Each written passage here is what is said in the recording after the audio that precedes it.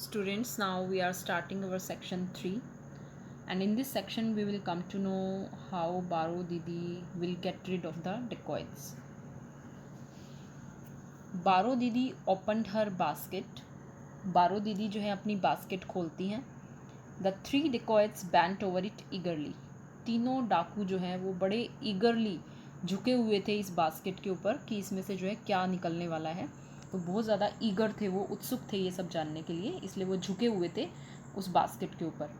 But the moment she took off the lid a huge cobra lifted its head and hissed फिरोशियसली.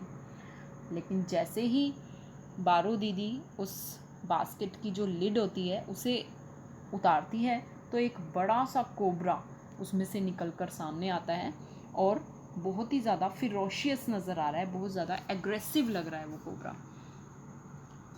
I suppose it was a toy snake made of spring. We all said together. हम सभी ने इकट्ठे मिलकर कहा कि हमें लगता है वो टॉय स्नेक था जो कि एक स्प्रिंग से बना हुआ था. My sister said of course not, you only see toy snakes in films. मेरी बहन ने कहा कि बिल्कुल भी नहीं, टॉय स्नेक्स जो हैं तुमने फिल्म्स में देखे होंगे. This was a real big live cobra with an enormous head. कहती है ये तो एक जीता जागता रियल का कोबरा था जो कि बहुत जिसका हेड जो है वो काफ़ी एनॉर्मस था, बहुत बिग था, बहुत बड़ा था.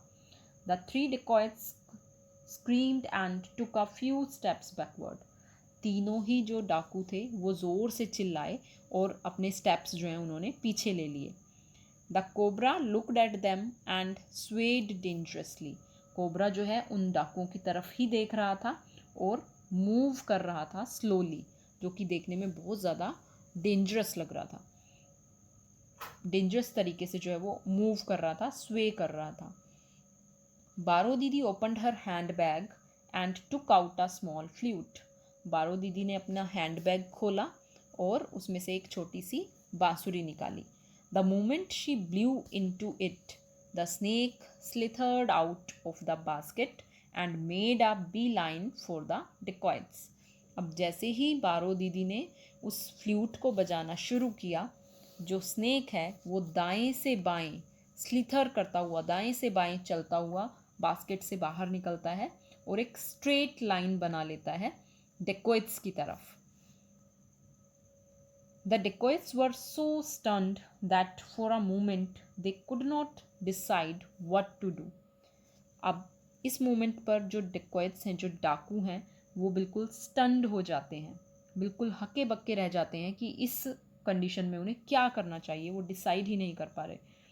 Before the leader could speak the snake entwined itself around one of his legs.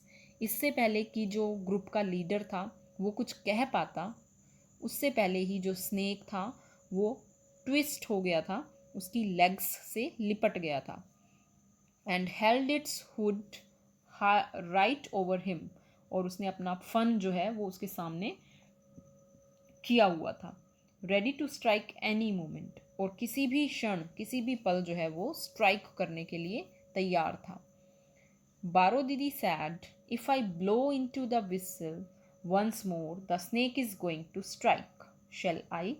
बारो दीदी कहती हैं कि अगर मैंने एक बार और ये फ्लूट बजाई तो ये जो स्नेक है ये तुम्हें काट सकता है. The snake is going to strike, या तुम पर हमला कर सकता है. शेल आई, कि क्या मुझे बजाने दोगे, क्या मैं बजाऊं ये flute.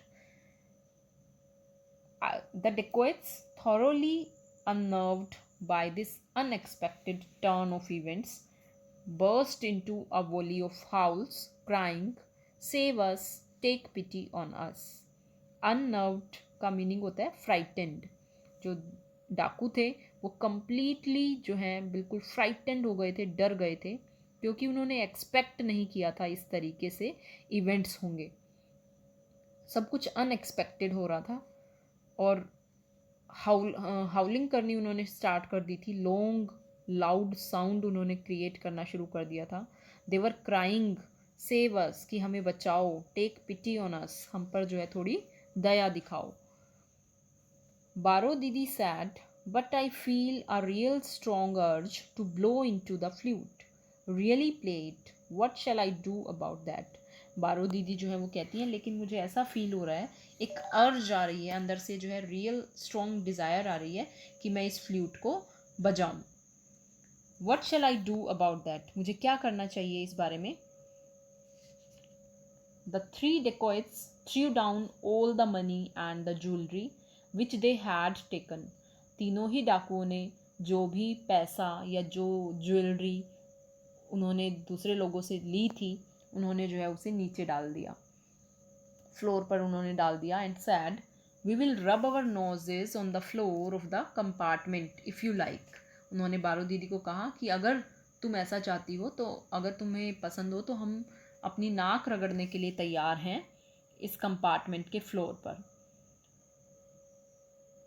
Means they were humbly ask for forgiveness, यानी कि वो माफ़ी मांग रहे थे, वो चाह रहे थे कि बारो दीदी जो है उन्हें फॉरगिव कर दे, माफ़ कर दे. बारो दीदी then spoke to the snake in a caressing voice and said, Cobra darling, leave the wretched man and come to me, will you? अब बारो दीदी जो है वो स्नेक से बात करती हैं और कहती हैं कि कोबरा, अपने स्नेक को कहकर बोल रही हैं कि कोबरा, क्या तुम इन मीन लोगों को छोड़ दोगे और come to me, will you, और मेरे पास आओ, क्या तुम आओगे? The cobra really listened to her words, और कोबरा जो है उसने वास्तव में बारो दीदी के वर्ड्स को सुना. It let go of the man's legs and stood coiled up in a corner, और कोबरा ने जो है मैन की लेग को छोड़ दिया, उस डेकोइट की लेग को छोड़ दिया और राउंड शेप में खड़ा हो गया. कॉर्नर में जाकर जो है कोइल्ड, जिस तरह से स्नेक जो होते हैं वो कोइल्ड शेप में, राउंडेड शेप में खड़ा हो गया.